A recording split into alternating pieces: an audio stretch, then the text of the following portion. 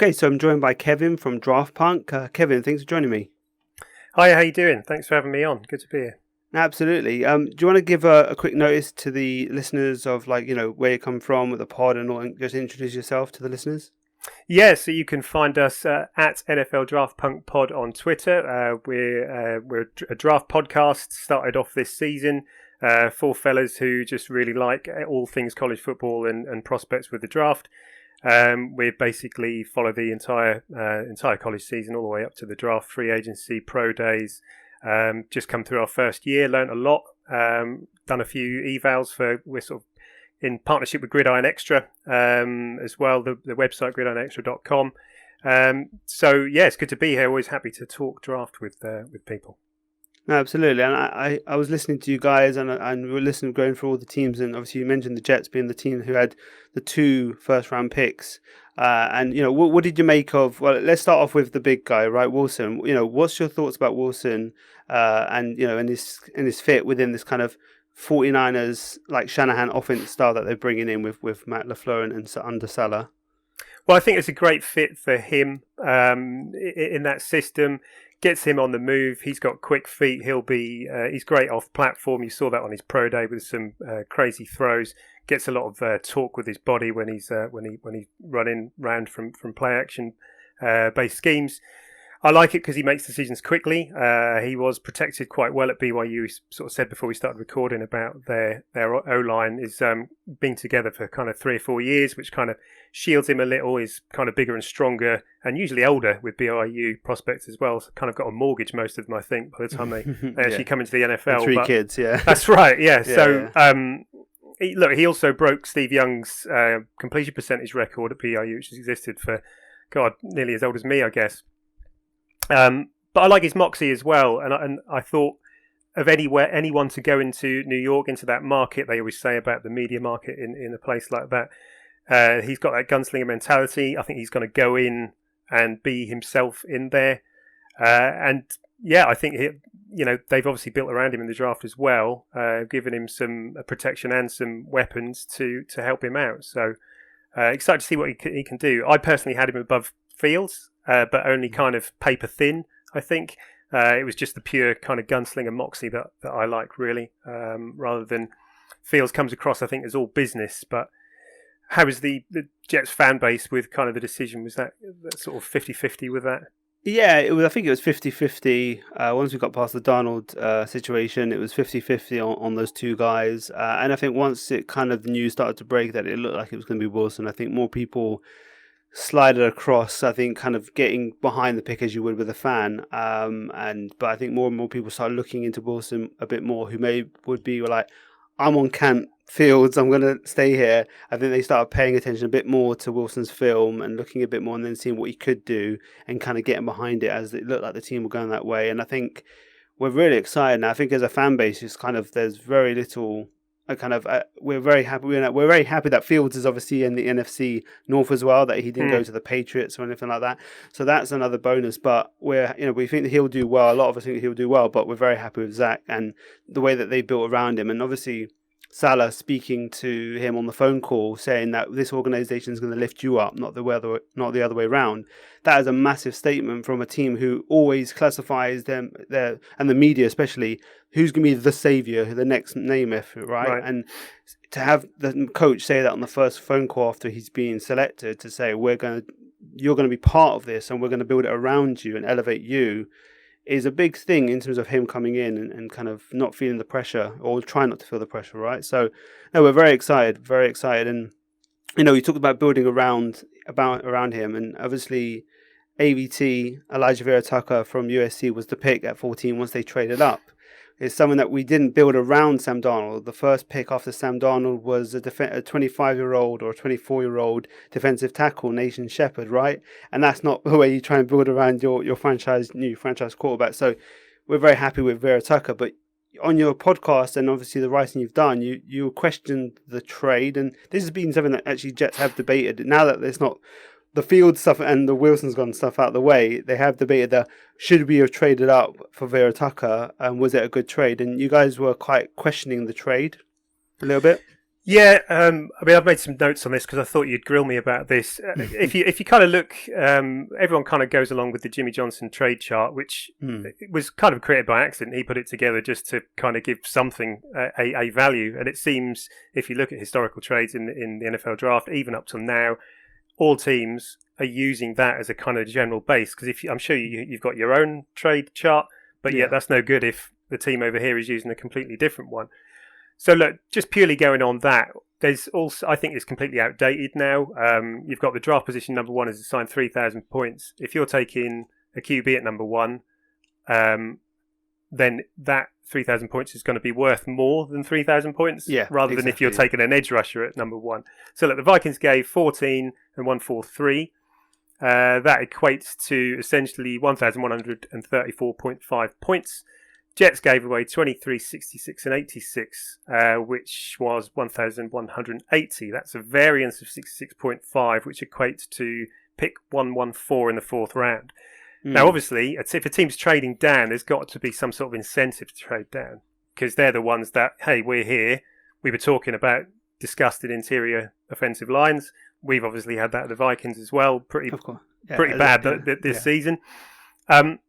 So, looking at it like that, you think, okay, 4th round, maybe a little high, but it's a willingness for you to go down. As I said, I think that trade chart's quite out of date. If you look at stuff like PFF, whether you're an analytics guy or not, it's becoming more and more in the game. They use their wins above replacement perspective. Don't want to get into all the craziness of that, but essentially they've taken every player drafted at each position from 2006 to 2017 and looked at the average wins above replacement value for a player awarded in that draft position. So, e.g., every player picked first in 11 drafts, 11 players get their season's win above replacement score for 4 seasons. You're left with 44 WAR wins above replacement values. Get the average for that, and then you have it for the player drafted in that place. So, over 4 years, pick number 1 has a wins above replacement value of 1.135. Essentially, with your number 1 pick, again, this is, got no relevance to positional value either, which will come on to that as well. The one is obviously that one game is you win that's what you make as a difference to your team in a win above replacement. Interestingly, only the top 4 picks in the draft have a WAR value of over 1. So it shows how kind of the draft is still at times a crapshoot. So looking at the trade value of that, Vikings gave, like we said, 14,143. That gives a total WAR value of 0.823. We're getting quite technical, I know, and people don't like listen numbers and stuff. But the Jets then gave up a WAR value of 1.098. The differential of that is 0.275, which ends up worse because that equates to pick 71, which is a 3rd round pick. Right. Yeah. So if you go worst case scenario for this, they gave away that 3rd round pick for nothing. For basically for nothing. But I think it's when you look at, like we talked about the interior and talked about what you're trying to do, there's a certain value you got to give away to really kind of incentivize the team to move up. And you go up to get a guard, and while you can talk about, I know you're jumping onto positional value now with AVT. I think there's a couple of things, and this year a lot of things were a bit unknown in terms of a lot of the prospects, and he was a guy who was a pretty rock solid prospect from all, from when you look at it.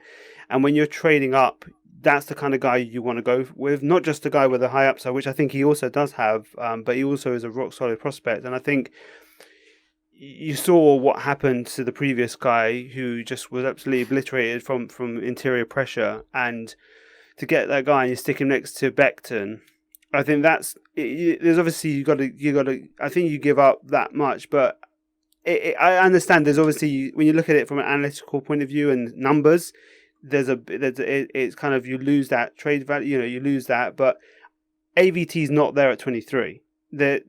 People can say there was a certain amount of percentage chance he'd be there. From all that you've picked up, the teams between the Vikings and the Jets, that was 10 teams. He ain't lasting to the 23. And then they go, you could have waited for Tevin Jenkins. Well, Tevin Jenkins was there at 34, and they didn't pick him.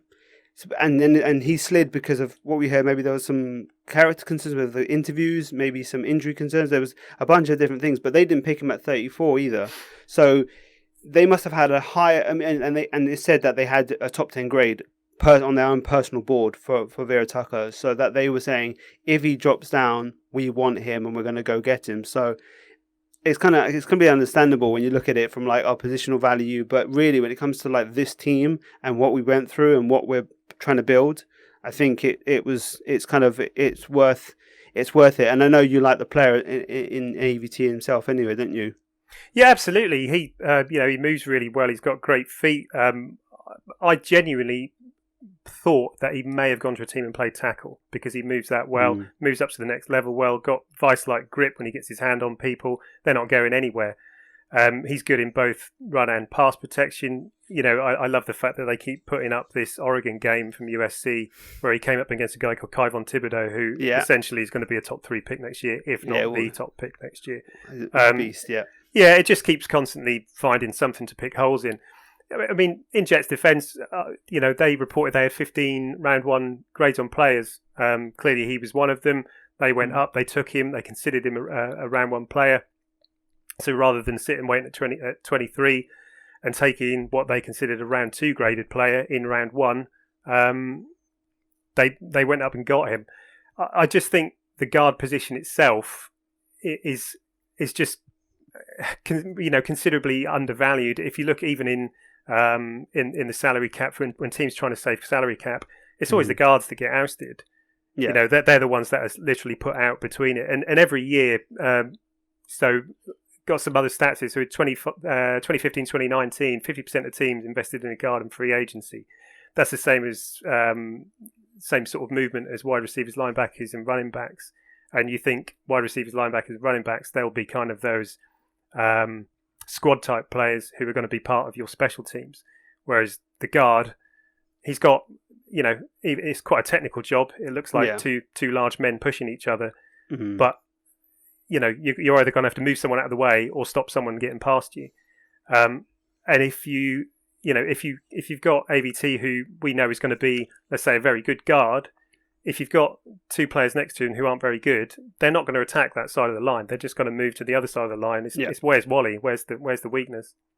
I think that your point about him being a tackle, or you thinking that he could play tackle in the league, is also part of the value of the player. Like if you were to get an injury to Fant on the right side, you could slide him across, bringing someone into guard. I think that adds the values to AVT in terms of his floor, in terms of his potential. He can, like an Elkin Jenkins in the Packers, you can slide across the line and do a solid job at any of the positions. That's worth a lot of value when you're going through a season and you're picking up injuries here and there. And obviously Becton had his a few injuries himself at left, right? So it could be a situation where it might be something that nags. With a guy that big, you can have situations if he's not conditioned right, and hopefully he is doing so, and it looks like he is working on that. But from the only example we have for the first year, he was out quite a bit, in and out. So I think that adds a bit of value to it. And the only thing I'll say is that 4th round pick that you guys, I'll say you guys because you're Vikings, but that's the right, Vikings through to the only thing that the Vikings threw to us was that 4th round pick. We actually turned it into 3 defensive players.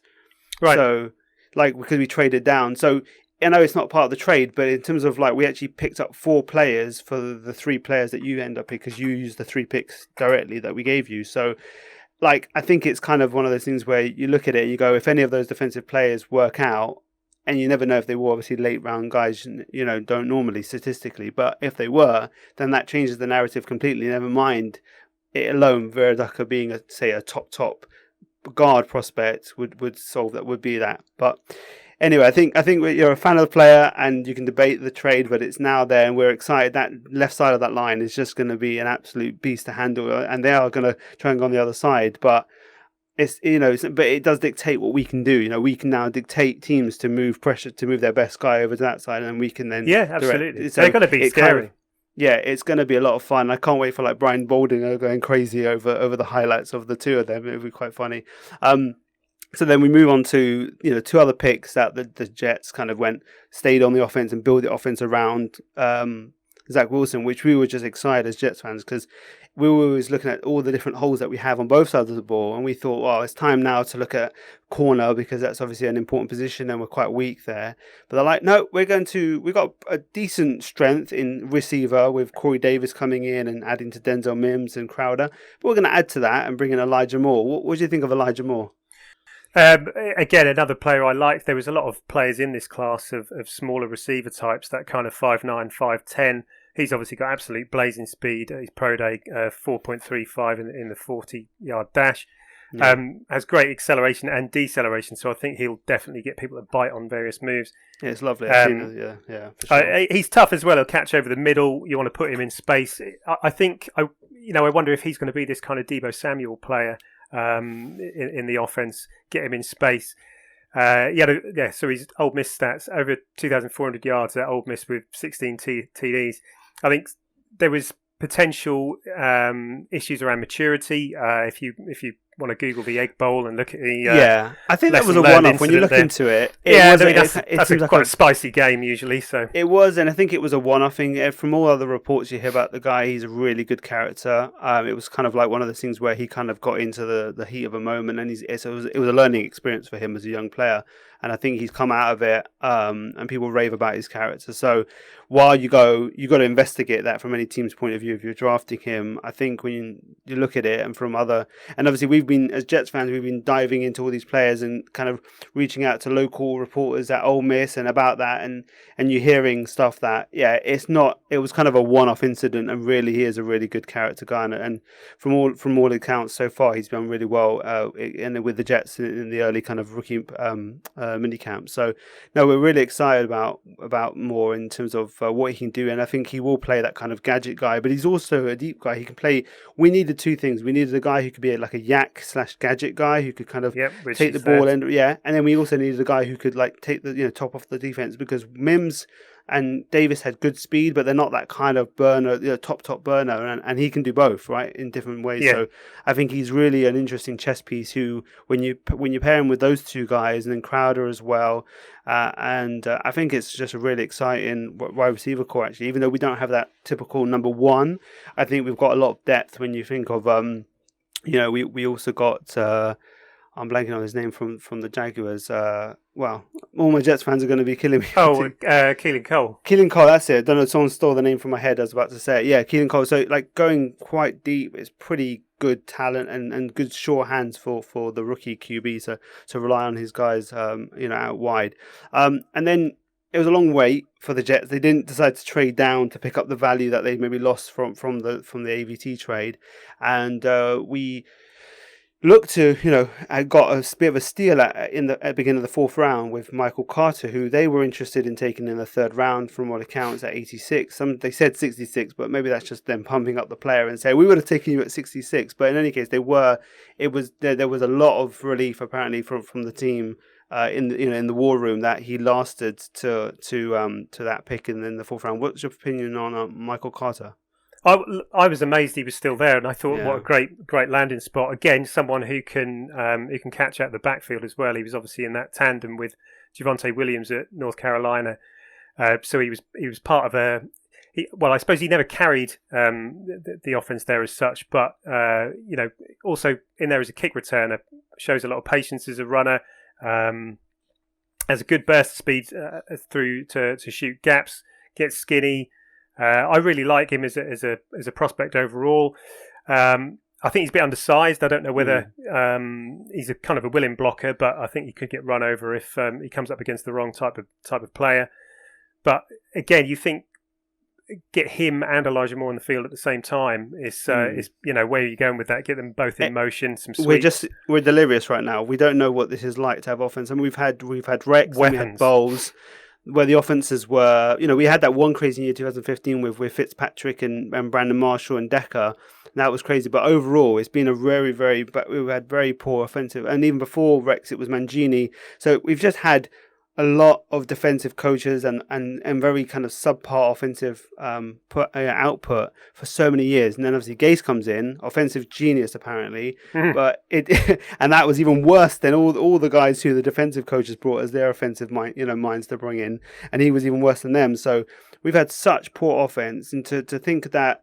We've brought in a defensive head coach, but he's brought in a guy and a system which is, very effective. And the guy bringing it is a kind of a disciple of Shanahan. It's exciting for once we actually can say, wow, we could actually put up points. We're actually going to, maybe outscore teams for once, potentially. Like that's really exciting. So, yeah, those first 4 picks, we were just absolutely over the moon with that in terms of the value of where we got them. I think the more pick was one where we were quite questioning when it came through, even though we all liked him, but we never thought he would be him because we just never thought we'd go receiver then because we were relatively strong for a pretty barely a team with a lot of holes. So we thought maybe Jeremiah Wusu-Koramoah or Tevin Jenkins would be the pick there. So when Elijah Moore, everyone was like, that's interesting. And then everyone's dived into his film a bit more and looked into it a bit more, and you're like, wow, this guy is the perfect guy because he gives you 2 receivers worth guy in one guy. You can get 2 receivers of what you needed, a deep guy and a gadget guy in one guy by picking someone that high who's that talented and multi-dimensional. So overall, these first 4 picks, we are over the moon completely as Jets fans. We really are. I think there's going to be some teething issues with Wilson in there because I think a lot of his game at times there'd be some elements of hero ball, try and look for that killer shot. For sure. He's going to have to learn. Kind of throwing it up for receivers to high point it and hoping they come down with it at times. But like you said, it's really exciting. It's a tough division as well. So it's you're up against some tough offenses there, which is I guess where we'll come on to with some of the later picks. Yeah, so we'll jump into that. Obviously, we started off offense with four picks, and then we finished off the draft with 6 defensive picks. Out of those guys, we won't get too deep into these later round guys, but which one of those later round guys that we picked up is someone that you feel could maybe be a contributing star as we pick these guys in the 5th round onwards? Which guy do you think could come in and do a good job and maybe was a steal potentially? Oh, well, for me, Hamza Nasreddine, I found it interesting they announced him as a linebacker. Oh, yeah, we did that with him and Jamie Sherwood as well, who's also safety at Auburn. Yeah, I think he's going to be... I don't know what your special teams is like. I'm not going to claim to have watched 16 Very Jets terrible. Games. Right, so I get a feeling that was more of a special teams pick. Yeah, definitely. Nasreddine, I think, will be on special teams to start off with, but... that's interesting that they see him as a sub-package cover linebacker. He's enormous. I think he's kind of like 6'3", really long vines for arms. Very long arms, yeah. He's quite disruptive at the line of scrimmage. If you see some film of him at Florida State, he gets his hand up, gets his hand on the ball, able to really put pressure as a speed blitzer off the edge. He also has that ability to kind of cover linebackers as well. But you do want the game in front of him. You don't want him with his head turned going the other way, trying to look for the ball. So, for example, you say like Michael Carter, if he comes out to the slot in training camp, he's going to kill him. He just, being a big tall guy, he just doesn't have that fluid hips to change direction. Yeah. But I think he fell pretty much because of his injury. Yeah. And he's got great ball skills as well. So for Florida State, he's had 3 forced fumbles and 2 interceptions in 2019. So, an eye for the ball there. And I had him as my safety 4, which was how high that I rated him. Definitely more of a box guy, but I was stunned he was still there in there. That was the round 6 pick, I think, wasn't it? Yeah, it was. It was pick 2. I think it was pick 186. I never thought he'd get out of the 3rd round. No, we were actually, when Jamie Sherwood was the pick, a lot of us actually were thinking, if we want that kind of player, and we've announced this safety moving down to linebacker, and Nasruddine's still there. And then we ended up getting both of them anyway, and I think they'll compete. And I said, I think Sherwood's definitely a guy who could be a really good special teams player at the very least, and so I think that's valuable as well. But Nasruddine for sure is a guy who, from a lot of people, he was in that kind of, before he got injured, he was kind of talked about potentially round 1, maybe round 2, that round 2 kind of guy. Absolutely. And he really dropped even this year, even with coming off the injury and only playing 2 games last year. They thought, maybe it'd be around 3, 4. That would be the dip because of the injury. But we've shown that he's come back and he's got back on the field, and he was there in the 6th round. I think they went with Sherwood over him. But then I think once he came back to them, I think, well, let's take this guy and we'll just take both of them and then see what works out, because the value was there, right? I think this was a year unlike any other, obviously with everything going on with COVID. So Course, you look at your other picks, Brandon Eccles and Jason Pinnock. Hmm. They both had full pro days, and if you look at their pro day testing, kind of 39-inch vertical for Pinnock, 42-inch vertical for Eccles. There was like 4.35 speed for Eccles, 10 feet broad jump. It's really high testing. They're all these players are kind of tested them off that. Whereas Nasruddin had a hamstring injury at his pro day. Exactly. Couldn't get all the numbers. Couldn't get him in the building. Yeah, that was a tape pick. So the tape pick was Nasruddin and a bit lower, but everyone else that they took, I think Sherwood was the other one who wasn't a great tester, but the other guys they took, the other 4 guys they took, Michael Carter the second, Pinnock, Eccles, and then also Jonathan Marshall, the defensive tackle, who were very stacked there, right, with Quinnen and John Franklin Myers, but he just was an outstanding tester as well. And I think that's what they said, like, just give me a guy who can basically something I can't teach, and that is just raw athleticism, and we'll do the rest. At that stage, that's what you're looking for. And that's what you're looking for, especially when you've got like a, quite well regarded, especially when you look at Sherwood and Nasruddin, you've got to think of Salah's history with linebackers in terms of he's obviously a linebacker coach. He's had obviously Bobby Wagner and KJ Wright. He's obviously done great work with Dre Greenlaw and Fred Warner at the 49ers. So he's really turned those guys who weren't supposed to be like star players, and with Fred Warner, he's turned him into a star player from a 3rd rounder. So I think that's where we're very excited, is that the history of Salah is that he can take this guy, this kind of, he can polish a diamond basically in terms of, or he can polish, what's the phrase anyway, it's late at the night for me, but it's basically, he can really take something that's not necessarily something that's obvious there and really turn it into something special, and that's what Diamond from the rough, there you go. Diamond from the rough, there you go. Thanks for saving me on that one, thank you. We'll fly over to the UDFAs. We're pretty happy with the UDFA haul that we got in. And I think people signing with us, shows that there's excitement around the team in terms of what Salah and what's being built around the team. So, who's a UDFA that we picked up that you particularly think could make the roster and make some noise potentially? Well, without pushing my case too much, because of that trade down and you didn't get any edge players, I was surprised at that, because I really thought with Salah being, you look at his history and him being that kind of guy who gets pressure with some pretty dynamic players at the 49ers defense. I was surprised he must have been itching to take someone. It's like I'm sure he was. Me with the Vikings with Zimmer wanting a corner all the time. But yeah, for me, Hamilcar Rashed from Oregon State. We mentioned him a few times on our podcast of not knowing what to do with him. There was him and another guy called Charles Snowden, who I think was UDFA as well, ended up at Chicago, I think. Rashed in 2019, I think, was something like 14 sacks. Yeah, he was. Really quick guy coming off the edge. Needs some hand refinement and needed some weight, but in his pro day, he only put on 20 pounds. But then there's always that worry with when you put on 20 pounds, is it good 20 pounds, or have you just come here and put on 20 pounds to kind of show us that you're bigger and you're not like a tweener? Yeah. But if you can bring him on, like you said, with Salah, the coaching is going to be an upgrade on what you've had. If you can get him in there as a contributor in sub-package rushing systems and alignments, who knows? At the end of the day, this is what the UDFA stuff is all about. Get these players in and see what you've got with them.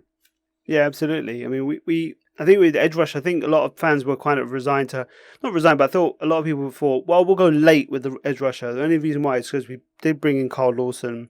We're very excited about him in free agency. We also bring in Vinny Curry, who's a guy who can do some things, in terms of he's an experienced guy, but on a play-to-play basis, he can be pretty effective even at this age of part of his career.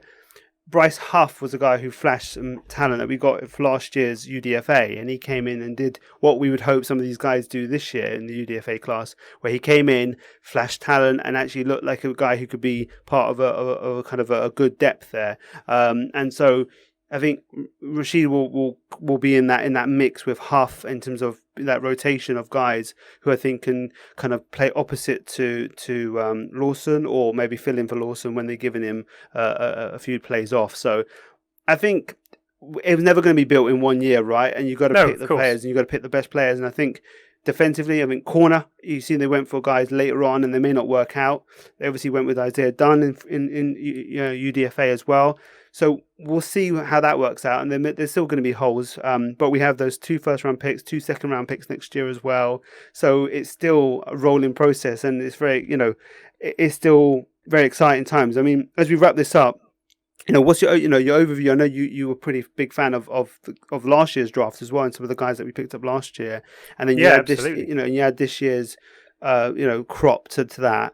What's your feelings from an outsider's point of view? What's your feelings about what the Jets are doing? And I know you mentioned that they're in a pretty improving division where the Patriots are coming down, everyone else is coming up. What's your feelings about the Jets and going into this year and into the future?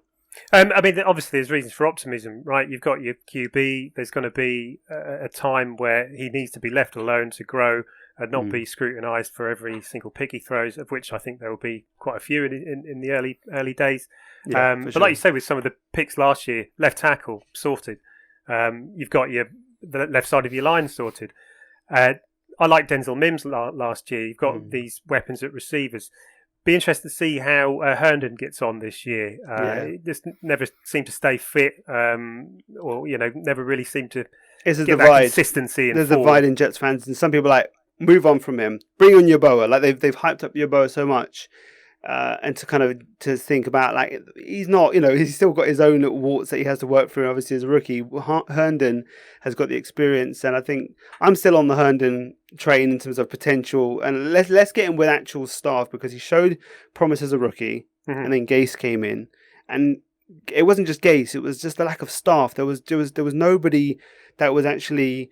He kind of had a very bare bones staff around him, almost like he just wanted yes men and very little voices against him. So there was people who were doing like 2 jobs at once, and it was just a bit of absolute mess. So the Darnold situation was what it was, and you had to, at QB you had to make a decision. But with someone like Herndon, I think you can afford him the kind of this year to see what you've got with him, because it's not such a big decision as you would with the QB decision. So we're really hopeful that maybe with a good offensive mind, that coming in, hopefully that there'll be a big improvement back to where he promised as a rookie, with Darnold, basically. So yeah, fingers crossed on Herndon for sure, absolutely.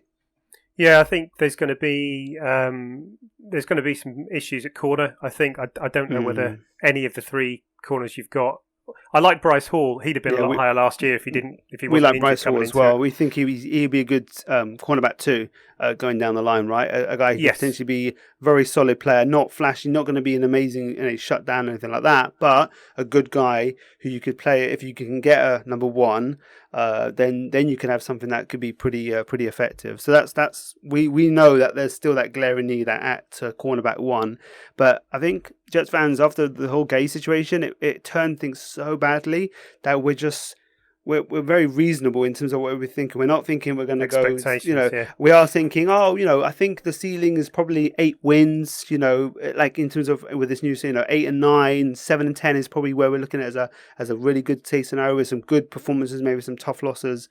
I don't think the floor is that low either. I think it's maybe like a 5-16 win at its floor, because I think there is enough talent there, and the schemes and the coaching will be good enough to kind of get that many wins. And our schedule's not that difficult this year, because of our terrible record last year. So I think that, there's a lot of optimism for Jets fans, for sure. The players that were brought in, I like what they did in free agency, with Corey Davis, Carl Lawson. He's been paid a lot of money, but for a guy who didn't play a lot of snaps, full-time snaps for the Bengals. So there's quite a lot on his plate. And like I said, he needs to get there, because I think those corners are going to be exposed. But, it seems as if they've got out of the habits of some of these massive contracts, Tremaine Johnson, Le'Veon Bell, and CJ Mosley. These contracts are just... Get out of the way. Yeah, sure. Exactly. So there's reason for optimism. I can't see you finishing higher than fourth. Higher than fourth, to be honest, yeah. because it's still a tough division. I liked what the Patriots did in the draft quite a lot, and I was wondering, just a quick one for you actually, if you some of the other players or what were drafted, if there's any players there you just think, oh no, I don't want them in the division.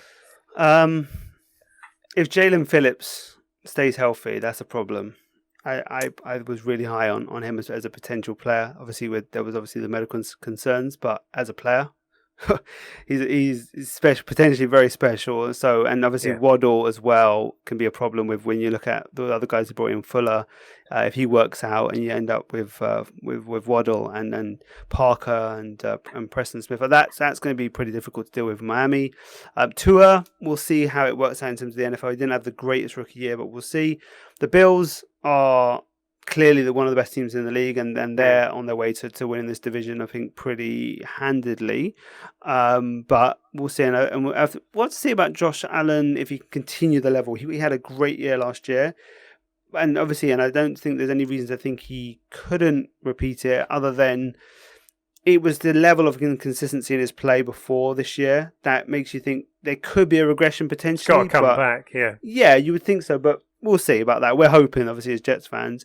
And the Patriots, we're very happy that they didn't get one of the other QBs other than Matt Jones. I think we knew they were going to get one of them, and I think we thought, okay, if you just get Matt Jones, that's where we'll take that. We'll take that. As long as they don't get Fields or Lance, if the 49ers went elsewhere, that's what we were worried about. So I think that Matt Jones, as much as he's an effective player, he's not the same player as the top four in this year's draft, in our perspective.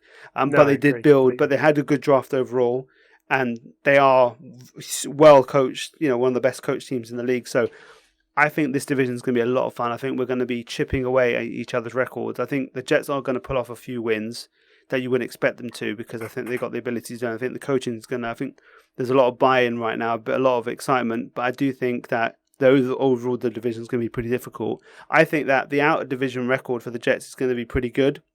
And I think that they may lose the in-division would be, I think this division overall is going to be quite strong compared to where it was a few years ago when the Patriots were the only team and everyone else was terrible. So it's an interesting situation. I think that we knew that when Brady left the Patriots, it was like, okay, now's your chance, go for it. And we chose Gase to basically to go for it, and that was the problem. So we're going to we've had to start from the beginning again, and that's what we've done. But I think we're very excited with where we're going for sure.